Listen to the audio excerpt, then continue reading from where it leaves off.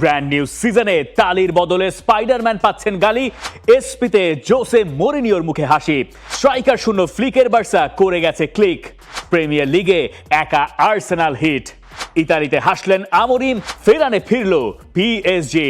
Brand new সিজনে আপনাকে স্বাগত। আপনি দেখছেন ফুটবল পাঁচ মিশালি, যা আপনি দেখেছেন, যা হয়তো মিস করে গেছেন, সবকিছুই 5 পয়েন্টে।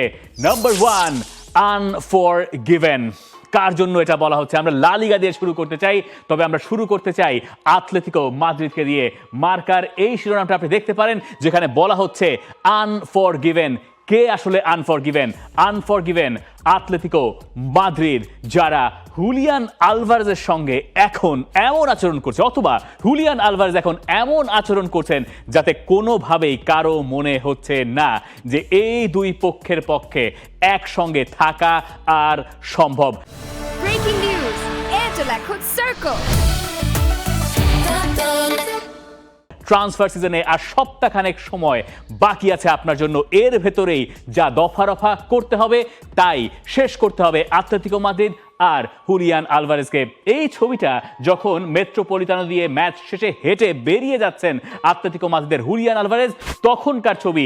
ঠিক ওই মুহূর্তে হুলিয়ান আলভারেজ ব্যস্ত ছিলেন মাঠ ছাড়ার জন্য, কিন্তু তার বাকি যে টিমমেটরা তারা সবাই ছিলেন সেন্টার সার্কেলে, যেখানে দাঁড়িয়ে আতলেতিকোর ফুটবলাররা ঘরের মাঠে সমর্থকদের করতালি দিচ্ছিলেন বা তাদের সাধুবাদের জবাব দিচ্ছিলেন। আর আলভারেজ একা একা হেঁটে বেরিয়ে গেছেন। পরে অবশ্য আতলেতিকো মাদ্রিদের কোচ দিয়েগো সিমিওনে বলেছেন যে হুলিয়ান আলভারেজকে এইভাবেই ইনস্ট্রাক্ট করা ছিল যে তাকে বেরিয়ে যেতে হবে, কারণ এই মুহূর্তে সমর্থকদের সঙ্গে তার সম্পর্ক ভালো যাচ্ছে না। এবং সম্পর্ক ভালো না যাওয়ার কারণ তো আপনি এতক্ষণে জানেনই, বিশ্বকাপ চলার সময় যা ঘটেছে। মানে হুলিয়ান আলভারেজ বলেছেন, একরকম বলেই দিয়েছেন যে তিনি ক্লাবটা ছাড়তে চান, তার নতুন ঠিকানা প্রয়োজন। এরপর থেকে নানা গুঞ্জন, বার্সেলোনা তাকে চায়, রিয়াল মাদ্রিদ তাকে চায়, এই সেই হাবি জাবি। আতলেতিকো মাদ্রিদ বলল, ছাড়বো না ভাই, ছাড়বই না, কোনোভাবেই তাকে আমরা দেব না। এরপরে যে আলভারেজকে পাওয়া গেছে, তিনি এখন শূন্য দৃষ্টিতে তাকিয়ে থাকেন যখন তিনি ডাগ আউটে থাকেন অথবা তিনি ওই জায়গায় বসেন। আর যে আলভারেজ ম্যাচ শেষ করে বাকি আনুষ্ঠানিকতা শেষ না করেই একা একা হাঁটা ধরেন বাকি টিমমেটদেরকে ছেড়ে দিয়ে, এই তিক্ততা এমন পর্যায়ে পৌঁছেছে। তারপরে প্রশ্ন হচ্ছে, এই আতলেতিকো মাদ্রিদ যদি আলভারেজকে রেখে দিতেও চায় তার ইচ্ছার বিরুদ্ধে, তাহলে এই আলভারেজকে বসিয়ে বসিয়ে টাকা দেওয়া ছাড়া আর কিছু কি পাওয়া সম্ভব? মানে মেট্রোপলিতানোর কথা ধরুন, যেখানে ভিয়ারিয়ালের সঙ্গে আতলেতিকো মাদ্রিদ 2-2 গোলে ড্র করেছে। সেই ম্যাচ শুরুর আগে যখন মেট্রোপলিতানোতে সবার নাম ঘোষণা করা হচ্ছে স্কোয়াডে কে কে আছেন, সেই সময় যখন জার্সি নাম্বার 19 হুলিয়ান আলভারেজ এলো, তখন সবাই সমস্বরে দুও দিয়ে উঠলেন, কারণ আলভারেজকে সমর্থকরা আর পছন্দ করছেন না বা পছন্দ করতে পারছেন না। এই আলভারেজ পরে গিয়ে যখন বদলি হিসেবে মাঠে নামলেন, সেই সময় যখন তার নাম ঘোষণা করা হয়েছে, তখনও আরও একবার গোটা স্টেডিয়াম দুও দিয়ে যাচ্ছে।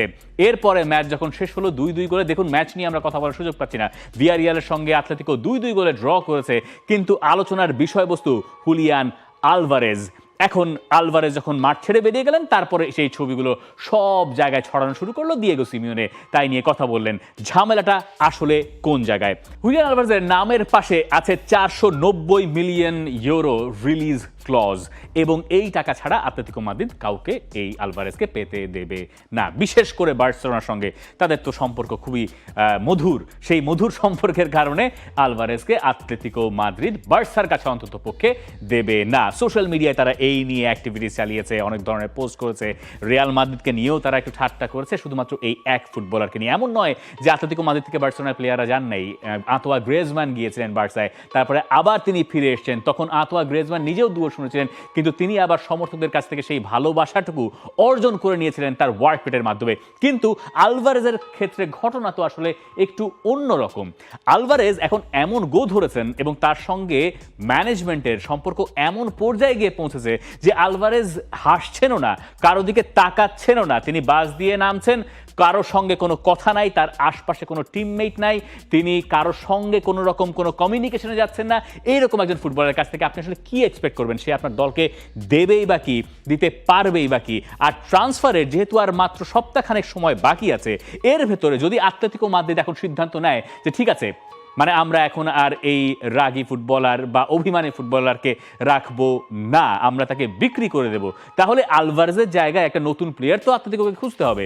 সেই সময়টা কি আসলে আছে? আজকে পর্যন্ত আমরা যখন এই কথা বলছি তখন পর্যন্ত খবর হচ্ছে আতলেতিকো মাদ্রিদ একটা মিটিংয়ে নাকি জরুরি মিটিংয়ে বসেছে এবং আর্সেনালের কাছ থেকে যদি অফার আসে সেই ক্ষেত্রে হয়তো তারা সেটা ভেবে দেখবে।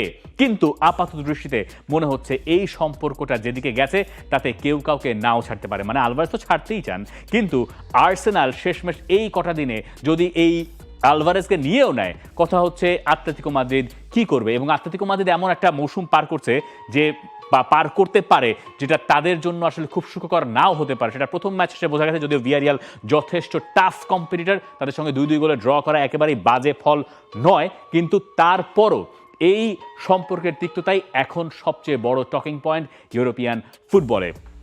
আমি জানি না আলভারেজের কপালে আসলে কি জুটতে যাচ্ছে। আলভারেজ এবং আতলেতিকো মাদ্রিদের এই ব্যাপারটা আগামী 7 দিনে বহু ঘটনার ভেতর দিয়ে সম্ভবত যাচ্ছে। কি এক অবস্থা! স্পাইডারম্যানের যে সেলিব্রেশন করার কথা ছিল সেটা তিনি না করে, লা আরানা না করে করছেন হাফিনিয়া বা রাফিনিয়া, আপনি যেভাবেই বলেন না কেন। এই দলের একটা স্ট্রাইকার প্রয়োজন, তাই না? সেই দলে তো স্ট্রাইকার নাই। রবার্ট লেভানডস্কি যখন চলে গেছে, কিন্তু সেই বার্সেলোনা এএলসিকে 5-0 গোলে হারিয়ে দিয়েছে। এখন আপনি বলতে পারেন যে তাইলে ভাইয়া স্ট্রাইকারের প্রয়োজন কি? মানে Gordon, Adeyemi, Raphinha, Lamine Yamal, front লাইনে যারা খেলেছেন সবাই ভালো করেছেন। বার্সেলোনা ফার্স্ট ম্যাচেই ক্লিক করে গেছে। তাহলে স্ট্রাইকার ছাড়া একটু বাজিয়ে দেখা যাক না। মানে ফলস 9 দিয়ে তো বার্সেলোনা বহুবার খেলেছে, তাদের ইতিহাসের সঙ্গে জড়িত ফলস 9, তাহলে ওয়াই নট? কিন্তু সেটা তো আসলে হওয়ার কথা নয় বার্সার মতো ক্লাবের, কারণ একটা জাত স্ট্রাইকার বার্সেলোনায় প্রয়োজন। নাম্বার 9কে নিয়ে তাই কথা বলতে হয়েছে হান্সি ফ্লিককে 5-0 গোলে ম্যাচ জেতার পরেও। হান্সি ফ্লিক বলছেন যে তিনি ডেকোর সঙ্গে কথা বলবেন ম্যাচ শেষে। ডেকো মানে যিনি এই মুহূর্তে বার্সেলোনার বাকি সব দলবদল দেখছেন, স্ট্রাইকার হিসেবে তারা কাকে আনতে পারে। আলভারেজের দুয়ার আপাতত বন্ধই মনে হচ্ছে। 5-0 গোলে জয়ের পরেও বার্সাকে মনোযোগী হতে হচ্ছে কোন জায়গায় একটা প্রপার নাম্বার 9 রয়েছে। সমস্যা হচ্ছে বিশ্বকাপের পরে গিয়ে হান্সি ফ্লিক এখন বলছেন যে তার দলের পুরোপুরি ফিটনেস রিগেইন করতেও অক্টোবর নাগাদ লেগে যাবে।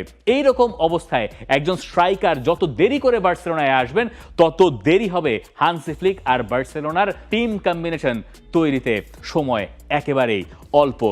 স্ট্রাইকার নাই এই সব আলাপের মধ্যে রিয়াল মাদ্রিদ আবার এক নতুন স্ট্রাইকার খুঁজে পেয়েছে। জোসে মরিনিওর ম্যাচকে ঘিরেই যত আলোচনা ছিল এবং সেটা শেষ পর্যন্ত স্পেশাল ওয়ান না হয়ে গেছে স্পেশাল ওয়ান।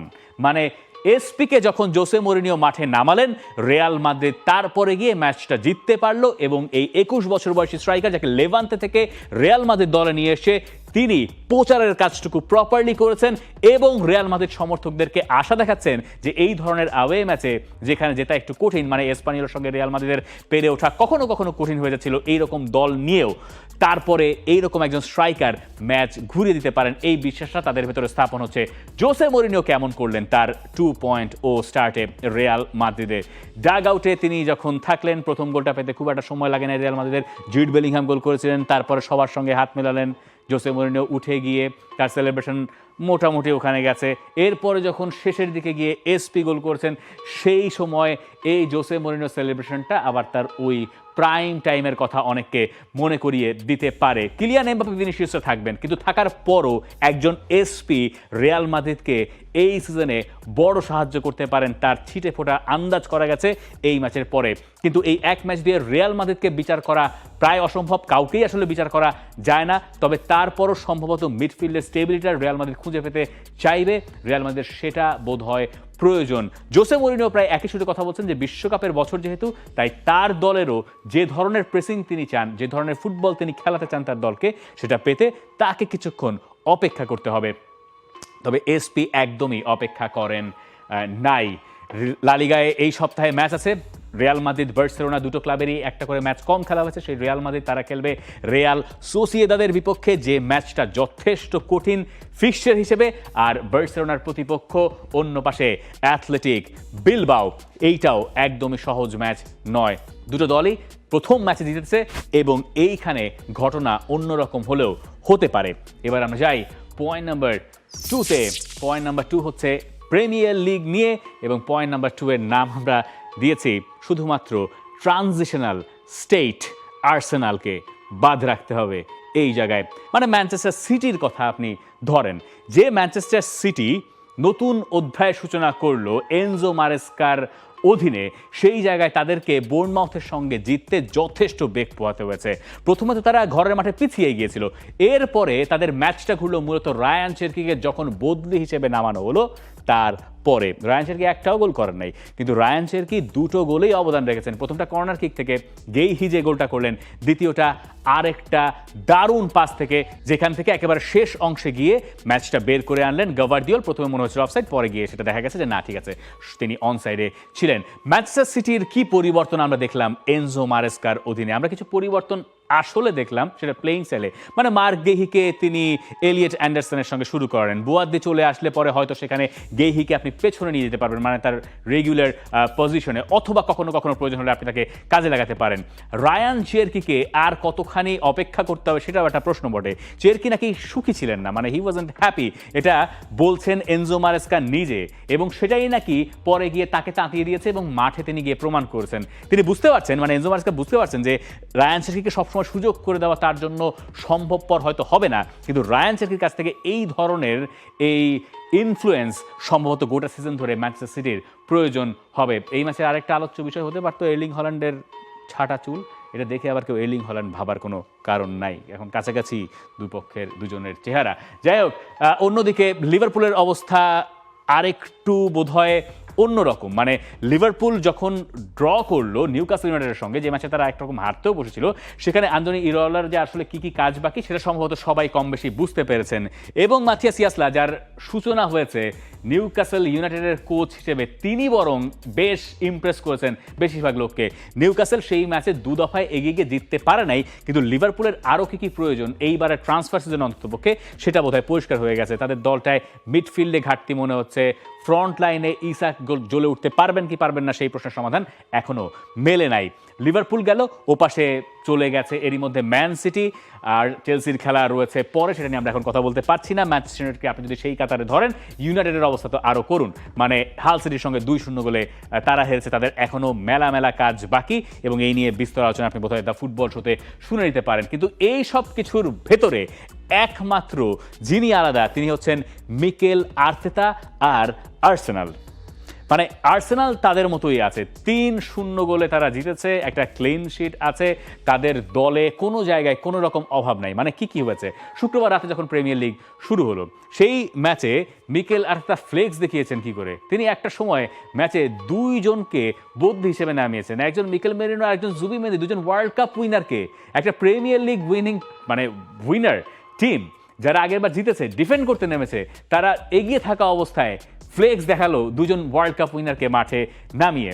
এরও আগে জোলিচকে যখন মিকেল আর্তেতা কিনেছেন, তখন সবাই জানতেন যে এই প্লেয়ারটা হয়তো ক্লিক করবে, কিন্তু সেটা ফার্স্ট ম্যাচ থেকে কিনা সেটা নিয়ে একটু সংশয় ছিল। ওই ম্যাচে, অর্থাৎ একদম ফার্স্ট ম্যাচেই তিনি ক্লিক করে গেছেন, এবং তিনি দেখিয়েছেন যে এইবারের প্রিমিয়ার লিগ সিজনে তিনি অন্যতম সেরা ফুটবলার হয়ে যাওয়ার ক্ষমতা রাখেন। প্রিমিয়ার লিগের টাইটেলটা ধরে রাখা একদমই সহজ কাজ নয়, ইনফ্যাক্ট আর্সেনালের জন্য তো আরও কঠিন, কিন্তু এই আর্সেনালের পক্ষে এইবার আসলে সম্ভব প্রিমিয়ার লিগটাকে সহজ করে দেখে সহজভাবে উঠতে যাওয়ার।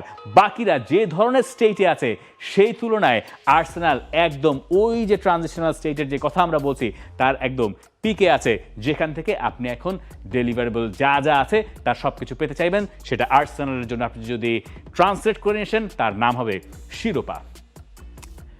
এবার আমরা যাই আর্সেনালের স্কোয়াড ডেপথে, কারণ আর্সেনালের এই স্কোয়াড ডেপথটাই আর্সেনালের ওই ইকিউবড অবস্থার কথা আমাদেরকে বলছে, যেখানে প্রত্যেকটা পজিশনে এমন ব্যাটেল আছে যেটা নিজেদের ভেতরে একটা ব্যাটেল তৈরি করতে পারে।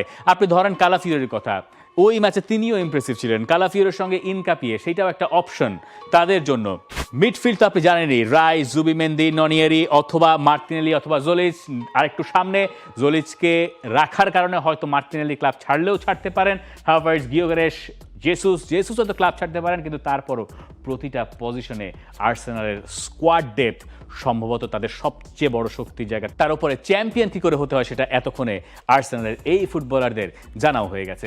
এবার আমরা যাই পয়েন্ট নাম্বার 3-তে, এটার নাম আমরা দিয়েছি সেরিয়ার কচি কাঁচা রাত। মানে সেরিয়াকে আমরা কি জানি যে বুড়োদের একটা আবাসস্থল হিসেবে অনেক সময় জানি, কিন্তু ইতালিতে এই সপ্তাহে ঘটনাটা একটু পাল্টে গেল কি করে? প্রথমে আমরা আসি একটু ইন্টার মিলান দিয়ে। ইন্টার মিলান বড় ব্যবধানে জিতেই শুরু করেছে, আরও একবার তারা ফেভারিট হয়ে শুরু করেছে এবং এই 4 গোলের একটা গোল মনজার বিপক্ষে করেছেন পিও এসপোসিতো। এই পিও এসপোসিতোকে দিয়ে এখন ইতালি স্বপ্ন দেখার চেষ্টা করবে।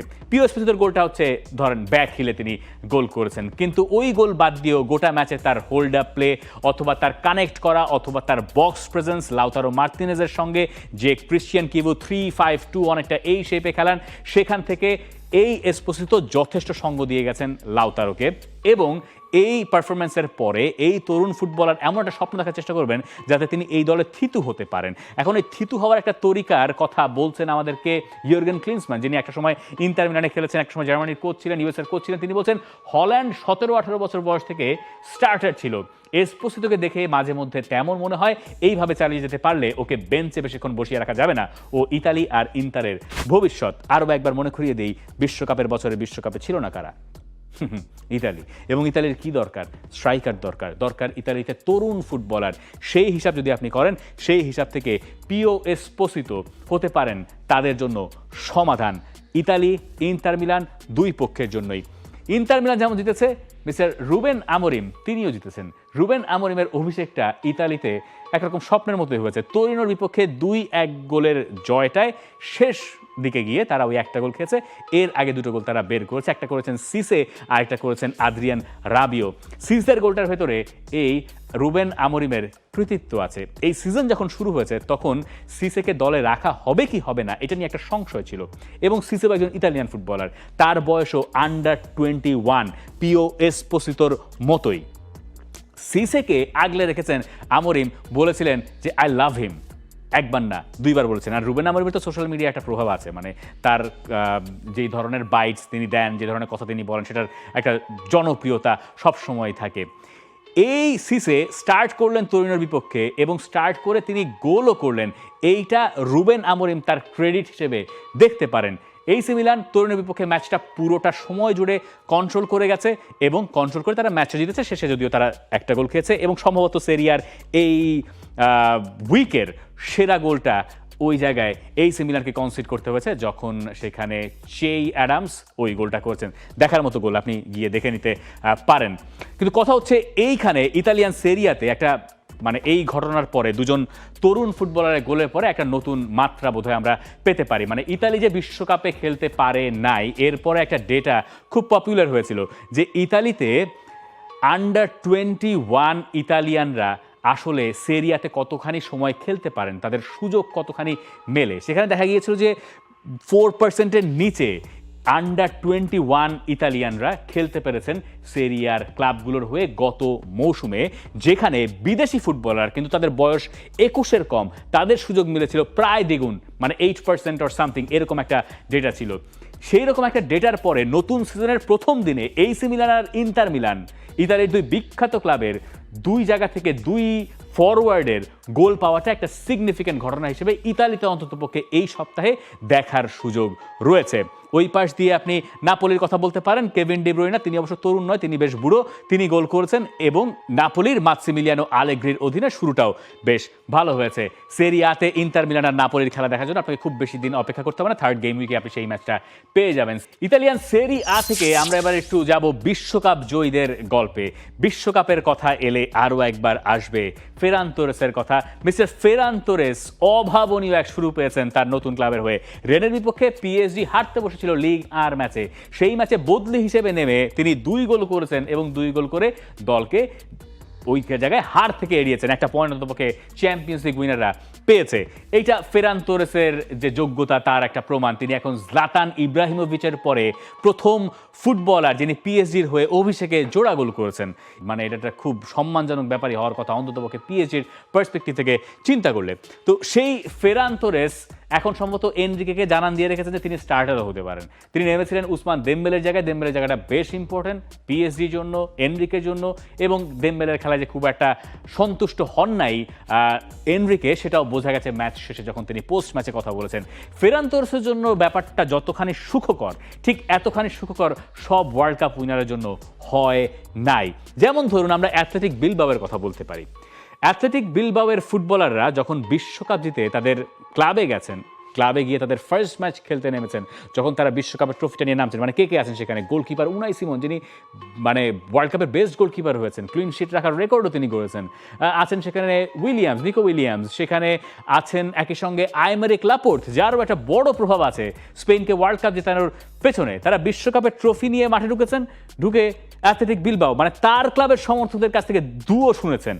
তারা সবাই কিন্তু স্প্যানিশ, কিন্তু তারা দুও শুনেছেন কারণ বাস্ক ক্লাব মানে যা ওখানে হয়। স্পেনে সবাই কিন্তু স্পেনকে সমর্থন করেন, ঘটনাটা এমনও নয়। যেমন বার্সার ফুটবলারদেরকে ধরুন, বার্সা যখন এলচেতে খেলতে গেছে তখন এলচের পক্ষ থেকে বার্সার প্লেয়ারদেরকে যারা ওয়ার্ল্ড কাপ উইনার তাদেরকে আলাদা করে সংবর্ধনা দেওয়া হচ্ছে ম্যাচের আগে। সেটা যেমন একটা দারুণ স্মৃতি। আপনি তো পরে গিয়ে দেখবেন যে এই ফেরান তোরেস স্পেনের যেই মাঠেই খেলতে যাবেন তাকে একটা স্ট্যান্ডিং ওভেশন দেওয়া হবে। কিন্তু অ্যাথলেটিক বিলবাও ঠিক এই জায়গাতেই আলাদা। বিলবাওয়ের জন্য বিশ্বকাপ জেতাও যথেষ্ট নয়, বিলবাওয়ের জন্যে বিলবাওটাই গুরুত্বপূর্ণ। বিলবাওয়ের জন্যে বাস্কি শেষ কথা। এই শেষ কথা আমরা করব একেবারে শেষ 5 নম্বর পয়েন্টে গিয়ে। 5 নম্বর পয়েন্টটার ভেতরে আমরা একটু বাংলাদেশকে রাখতে চাই। মানে বাংলাদেশ এলো কোত্থেকে? বাংলাদেশের খবর তো আপনি জানেন নিশ্চয়ই যে বাংলাদেশ এশিয়ান কাপে খেলবে, রাইট? বাংলাদেশের জন্য বেশ ভালো, ফিফা এশিয়ান কাপে প্রথমবারের মতো বাংলাদেশ অংশ নিতে যাচ্ছে, ভালো একটা খবর। বাংলাদেশে ব্রাজিল আসতে পারে, ব্রাজিল বাংলাদেশে খেলার ব্যাপারে আগ্রহ দেখিয়েছে, সেটাও একটা ভালো খবর। কিন্তু এইসব খবরের ভেতরে আজকের সবচেয়ে মজার খবরটা সম্ভবত, মজার না দুঃখের না কষ্টের কি বলবো, আই হ্যাভ নো আইডিয়া। ধরুন বাংলাদেশ আন্ডার-20 টিম যারা উজবেকিস্তানে যাবে কোয়ালিফায়ার্স খেলার জন্য, এই কোয়ালিফায়ার্সে খেলতে যাওয়ার আগে, আজকে অগাস্ট মাসের তো শেষ দিক, তারা কদিন পরে রওনা হবে, তার আগে আজ এক খবর বেরিয়েছে যে আন্ডার-20 টিমের ইংলিশ কোচ এবং তাদের অ্যাসিস্ট্যান্ট কোচ মানে জেরার্ড জোন্স এবং তার সঙ্গে আতিকুর রহমান মিশু, এই দুজনের হাতাহাতি হয়েছে। এখন কোচ আর অ্যাসিস্ট্যান্ট কোচের ভেতরে হাতাহাতি হওয়া মানে বিরাট ধরনের গড়বড় সেখানে আছে। অ্যাসিস্ট্যান্ট কোচ সাধারণত হেড কোচ যা বলেন সেই অনুযায়ী তিনি চলেন, তার মানে এইখানে এই ঝুট ঝামেলা আরও আগে থেকে লেগে আসছে এবং সেটা হাতাহাতি পর্যায়ে গেছে। এখন হাতাহাতিও হতে পারে, আমি ধরে নিলাম যে ড্রেসিং রুমে কিছু একটা হয়েছিল, তো সেটা আমরা বিশ্বাস করে নিলাম। এই হাতাহাতি কোন পর্যায়ে পর্যন্ত যেতে পারে? ঠিক আছে, হাতাহাতি হলো, টিম সেটা পুরোপুরি চেপে গেল বা কোনো একভাবে কভার আপ হলো, পরে মিটমাট হলো, শেষ টান। সেই হাতাহাতি নাকি এমন পর্যায়ে পর্যন্ত পৌঁছেছে যে বাংলাদেশের কোচ 999-এ কল দিয়েছেন, কল দিয়ে তিনি পুলিশ ডেকেছেন যে তার সঙ্গে ধস্তাধস্তি হয়েছে। এই হচ্ছেন জেরার্ড জোন্স, যিনি কিছুদিন আগে ব্রিটিশ হাই কমিশনে ফোন দিয়ে বলেছিলেন যে তিনি সিকিউরিটি পাচ্ছেন না, তিনি সিকিউরিটির অভাবে ভুগছেন, কারা তার কাছ থেকে যেন টাকা যাচ্ছে, বিভিন্ন ধরনের অভিযোগ তিনি করেছেন। 10 তারিখে বেতন পাওয়ার কথা অগস্ট মাসে, 10 তারিখে বেতন না পেয়ে তিনি 10 তারিখে স্ট্যাটাস দিয়েছেন, 10 তারিখে তার অ্যাকাউন্টে আবার বেতন ঢুকেছিল। তিনি একজন ইন্টারন্যাশনাল কোচ, যিনি জানেন না যে একটা দেশ থেকে আরেকটা দেশে যখন আপনি টাকা থেকে ডলার ট্রান্সফার করেন বা কিছু একটা, আপনি এখানকার বেতনভুক্ত, তখন সেটা অন্য জায়গায় দিতে হলে এখানে ট্যাক্স দিয়ে যেতে হবে। খুবই বেসিক, এটা পৃথিবীর সবাই জানেন যে একটা ট্যাক্স আপনাকে দিয়ে দিতে হবে। আবার ধরুন এই যে ঝামেলা লেগে যাওয়া আপনার অ্যাসিস্ট্যান্টের সঙ্গে, তার মানে আপনার অ্যাসিস্ট্যান্টই যদি আপনার না মানে, তাহলে আপনাকে বাকি টিম আসলে কি করে মানবে? এই সমস্যার সমাধান আসলে কই গিয়ে হবে? জেরার্ড জোন্স বাংলাদেশের কোচ, যিনি এই দলটাকে নিয়ে উজবেকিস্তানে যাবেন, তার আগে এই হাতাহাতির ঘটনা ঘটিয়ে অ্যাসিস্ট্যান্ট কোচের সঙ্গে এই ঘটনা শেষ পর্যন্ত কই গিয়ে পৌঁছায়, এইটা হচ্ছে এই সপ্তাহের শীর্ষ 5 লিগ আমরা বাদ দিলাম। এর বাইরে আমার মনে হয় সবচেয়ে the good, the bad, the আগলি, আপনি যেভাবে দেখেন, গুড হচ্ছে হাস্যকর ঘটনার দিক দিয়ে, দ্য ব্যাড এটা তো এমনি ব্যাড, আর দ্য আগলি তো ঘটনাটাই আগলি। সো এই হচ্ছে আমার এই সপ্তাহের 5 মিশালি। কি মিস করলাম বলেন? বায়ার্ন মিউনিখ একটা শিরোপা জিতেছে, রাইট? আমরা বুন্দেসলিগা নিয়ে আশা করি পরের সপ্তাহে কথা বলার সুযোগ পাবো। For more updates, subscribe to our YouTube channel and click on the bell icon. Follow us on Facebook and Instagram. Download T-Sports app to enjoy exciting games and highlights. Visit tsports.com.